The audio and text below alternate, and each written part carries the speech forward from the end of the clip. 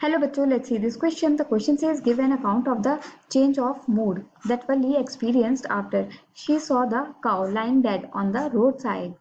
Or what horrifying experience did Valli have during the return of a journey by bus? Or what make Valli sad and dispirited on her journey back home? Question में हमसे ये पूछा जा रहा है कि इस चीज का अकाउंट दीजिए या फिर इस चीज पे लाइव डालिए कि वली का जो मूड था वो एकदम से चेंज हो गया उसके एक्सपीरियंसेस को लेकर जो कि काव के साथ हुआ कि उसने देखा काव जो है रोड साइड पर मरी हुई पड़ी है। और क्या ऐसा हॉरिफाइंग एक्सपीरियंस था जिसकी वजह से वल्ली की जो वापसी की जर्नी थी बस से वो अच्छी नहीं रही, या फिर वो कौन सा इंसिडेंट था जिसकी वजह से वल्ली बहुत ही सैड हो गई जब वो वापस अपने घर आ रही थी। Here the key concept is वल्ली's mood transformed from joy to sorrow। मतलब वल्ली का जो मूड था वो बहुत खुश मिजाज से एकदम से सैड हो गया। During her onward journey Valli was immensely excited and enjoyed every moment of the journey.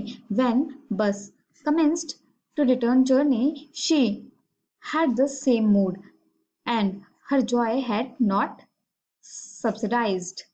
सो जब वल्ली अपनी ऑनवर्ड जर्नी कर रही थी, मतलब कि टाउन से वो वापस अपने विलेज आ रही थी, तो वल्ली बहुत ही ज़्यादा एक्साइटेड थी और वो बहुत इंजॉय कर रही थी अपने मोमेंट्स को जो कि उसके जर्नी में हो रहे थे।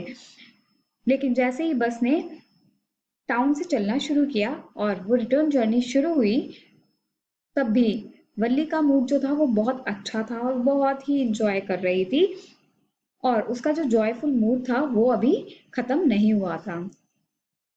However, she experienced a sudden change of mood on seeing the young cow that lay dead by the roadside.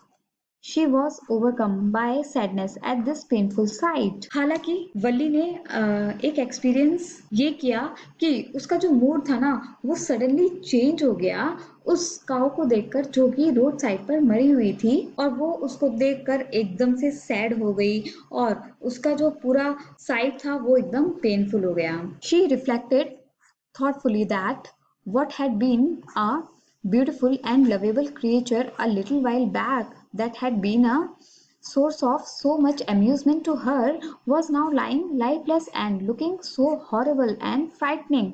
The blood smeared body and the fixed stare in its lifeless eyes upset Wally.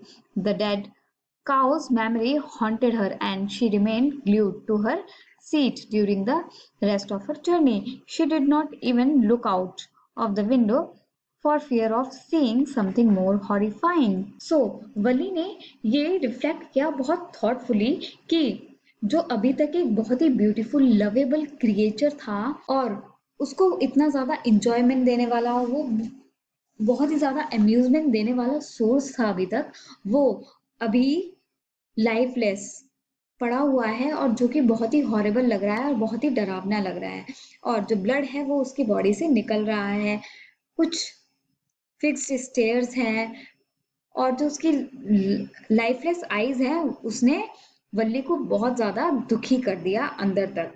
और जो वो dead cow थी उसकी memory, जब वो बस के आगे भाग रही थी मिडिल रोड पर, उसकी पूंछ जो थी हवा में थी और वल्ली बहुत ही ज्यादा उसको देखकर खुश हो रही थी, अब वो मेमोरीज उसको हॉन्ट कर रही हैं, डरा रही हैं।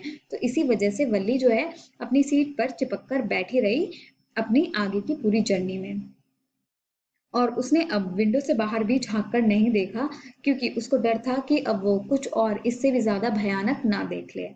I hope you understood it well. Best of luck. Thank you.